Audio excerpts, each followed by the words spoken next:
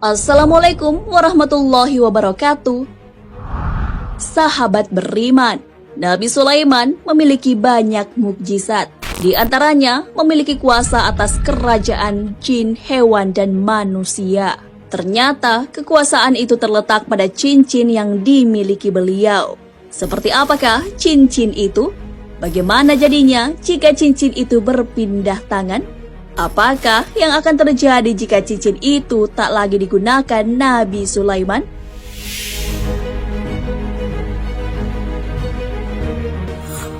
Penampakan cincin Nabi Sulaiman.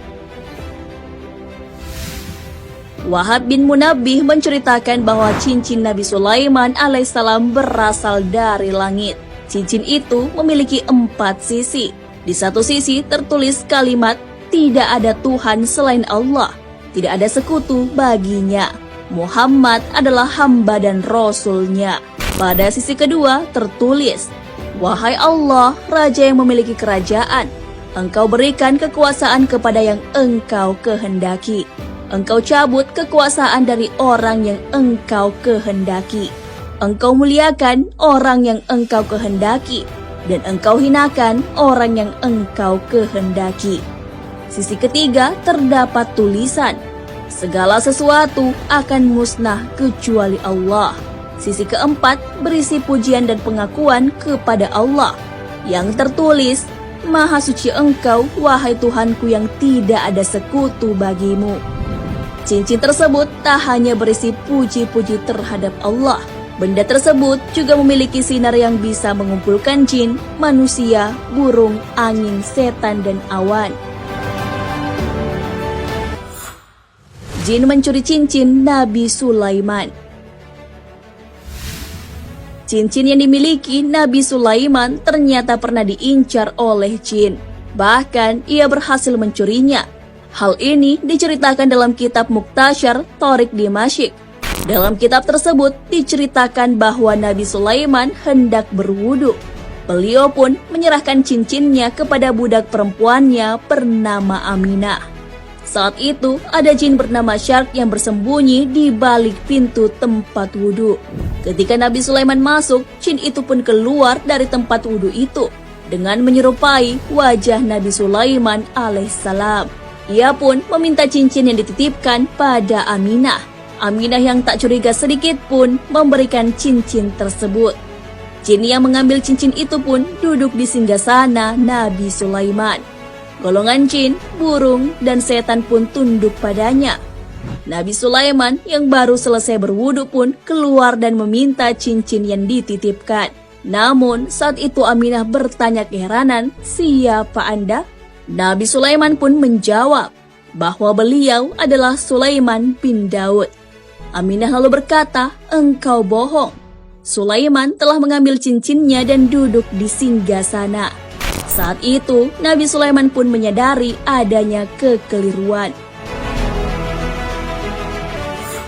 Nabi Sulaiman difitnah.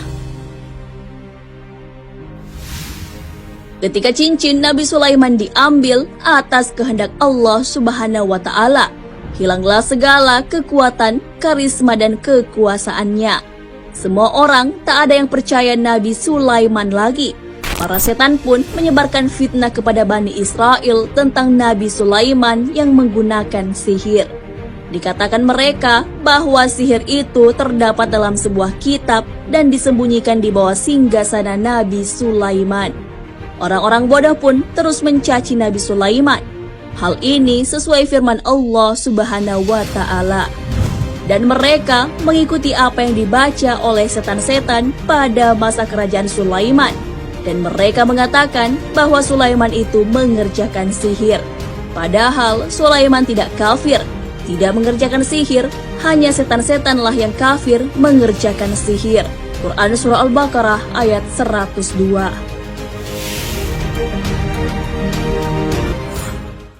Nabi Sulaiman kembali pada kekuasaannya.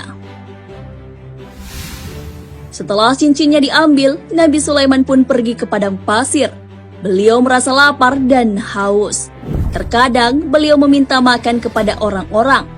Beliau mengatakan bahwa ia adalah Sulaiman bin Daud. Namun orang-orang tak ada yang percaya. Beliau menjalani kehidupan seperti itu selama 40 hari. Perut lapar, baju lusuh dan tak berpenutup kepala. Itulah kondisi Nabi Sulaiman. Suatu waktu beliau pergi ke pantai dan melihat nelayan. Beliau pun bekerja bersama dengan nelayan tersebut. Di saat yang lain, Asif bin Barkaya, seorang wakil kerajaan mengatakan kepada Bani Israel bahwa cincin Nabi Sulaiman telah dicuri. Jin yang menyerupai Nabi Sulaiman pun seketika itu berlari meninggalkan singgasana. Ia pergi ke laut dan membuang cincin Nabi Sulaiman. Cincin itu pun ditelan oleh seekor ikan. Allah lalu memerintahkan Nabi Sulaiman untuk menangkap ikan tersebut. Setelah ditemukan, perut ikan itu dibelah dan ditemukanlah cincin Nabi Sulaiman. Cincin itu pun beliau pakai lalu bersujud syukur kepada Allah. Kemudian, beliau kembali ke kursinya dan duduk di atasnya. Ujian kepada Nabi Sulaiman ini telah diabadikan dalam Al-Quran. Dan sesungguhnya kami telah menguji Sulaiman dan kami jadikan dia tergeletak di atas kursinya sebagai tubuh yang lemah karena sakit. Kemudian ia bertaubat. Quran Surah Sad ayat 34.